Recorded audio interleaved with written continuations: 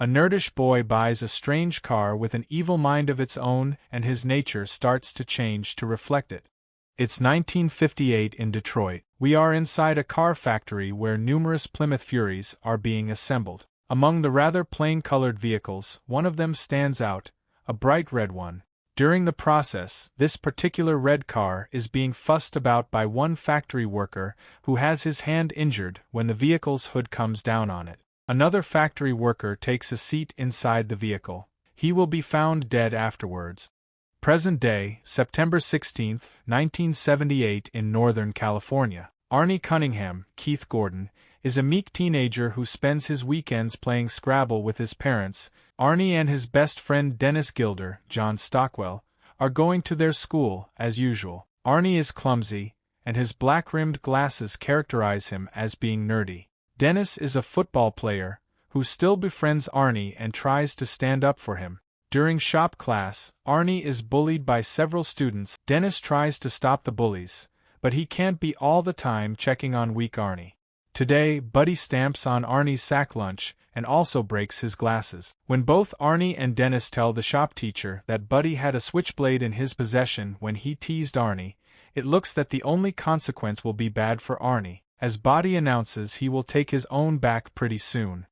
Arnie and Dennis start their way back to their homes. Arnie notices a used Plymouth Fury with a placard announcing sold. Supposedly, this is the same vehicle that we saw on the Detroit assembly line. Only now it's dirty, gritty, broken, with pieces peeling off or falling apart. In spite of everything, Arnie falls in love with this car. He immediately wants to buy it. The owner, George Libri, tells the story of the car. He inherited it from his dead brother, Roland. The current owner also tells Arnie that the car has a name, Christine. Arnie drives Dennis home in his new car. Once at home, Arnie's overprotective parents angrily start pestering him for having spent his money on a car without consulting them, and especially one in Christine's wrecked condition. Arnie angrily shouts back that throughout his life, they haven't allowed him to have something he truly wants, and that he is dead set on keeping Christine. However, his parents refuse to have it parked in their driveway. Arnie decides to take it to a local junkyard garage run by an irritable middle-aged man named Will Darnell, Robert Prosky, for storage. Over the next several weeks, Arnie begins working on Christine whenever he has a bit of free time after school. He also starts to help Mr. Darnell around his garage. This was the first time when Arnie stood up to his parents. However, it's not only about being against parental control. Dennis also notices a subtle change in Arnie, as he seems to be more assertive. Weirdly enough, Arnie has stopped using his eyeglasses. During a football game, Dennis is shocked to see Arnie arrive in Christine, now fully restored into a shining beautiful red car, but also along for the ride is the new student, Lee Cabot, Alexandra Paul. The sight of the two of them together causes Dennis to make a mistake on the field as he's tackled hard. This puts an end to Dennis' football career, and to his ambitions for the future. So he ends up recuperating in hospital, surrounded by medical paraphernalia. Meanwhile, Arnie continues to date Lee. One night, he takes her to see a film at the drive-in, and there, Lee confesses to Arnie that she thinks he's moving too fast in their relationship. She also claims she feels unsettled when she is around Christine. During the movie, one of Christine's windshield wipers becomes stuck, and Arnie gets out to fix it. As he does so, Lee chokes on a hamburger and immediately, the door latches lock themselves. Arnie tries to get back into the car unsuccessfully. Basically, Lee has to save herself when she manages to unlock the passenger door, and a nearby viewer who saw her struggling performs the Heimlich maneuver on her. Arnie then drives Lee home. At her doorstep, she tells him that she won't go anywhere in Christine again. There are weird things about the car, she says, like when only old songs can be reached through the radio aerial, but none of the local radio stations can be heard. Arnie then returns Christine to Darnell's garage. After Arnie's departure, Buddy Repperton and his thugs arrive, and they proceed to systematically destroy the car. Arnie sees the wreck done to Christine the following day, and is shocked that all the work he had put into restoring the car has evaporated. Arnie suspects that Lee was somehow responsible for the wreck.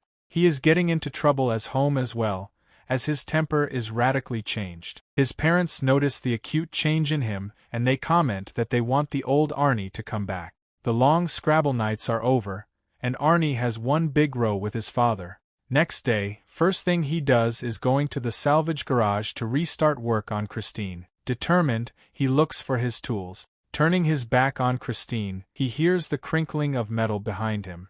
Arnie looks at Christine startled, and he realizes that part of her engine is now repaired as if by magic. Arnie doesn't look startled anymore, and he encourages Christine to restore herself in front of him. The living malevolent car has the power to regenerate. At night, Christine comes to life by herself and she seeks out and gruesomely kills each gang member who took part in destroying her. Eventually, Christine arrives at a gas station, spilling gasoline, setting it on fire so that the building becomes debris and ashes. Christine catches fire herself, but that doesn't stop her, as she still goes after Buddy. He tries to run away the scene, terrified because he has seen an unexplainable thing happen. Christine also kills Grumpy Will Darnell by the slow method of crushing him in the front seat against the steering wheel. Christine has to deform herself in order to do this, but the following morning, she is in perfect condition.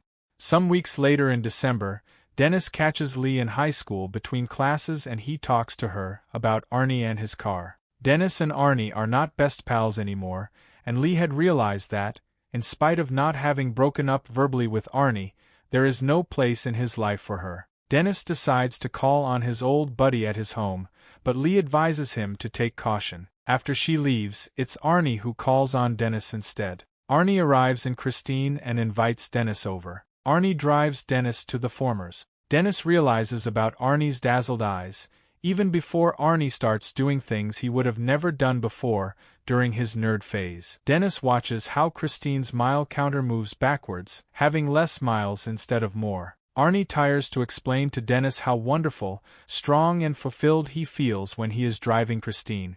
Arnie's words increasingly become those of a starry-eyed lover.